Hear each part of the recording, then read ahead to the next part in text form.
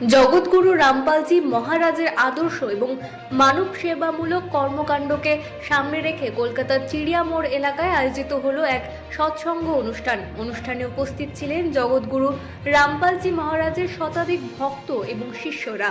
আয়োজকদের দাবি, জগৎগুরু রামপালজি মহারাজের আশ্রমের মাধ্যমে বিভিন্ন রাজ্যে এবং দেশের বহু অসহায় এবং দরিদ্র মানুষদের পাশে দাঁড়ানো হয়। শিক্ষা, বাসস্থান, খাদ্য সহ প্রয়োজনীয় বিভিন্ন ক্ষেত্রে সহযোগিতা প্রদান করা হয় বলে জানা গিয়েছে।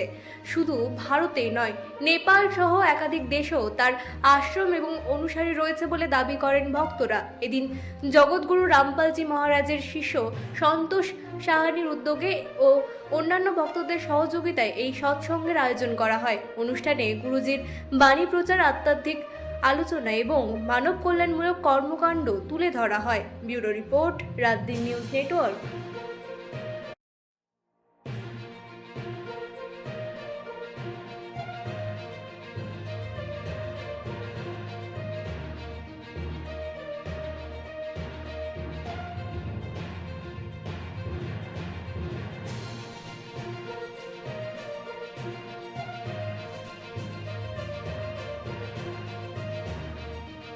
করেননি, বিশ্বাসও করছিলেন না আমার কি সত্যি।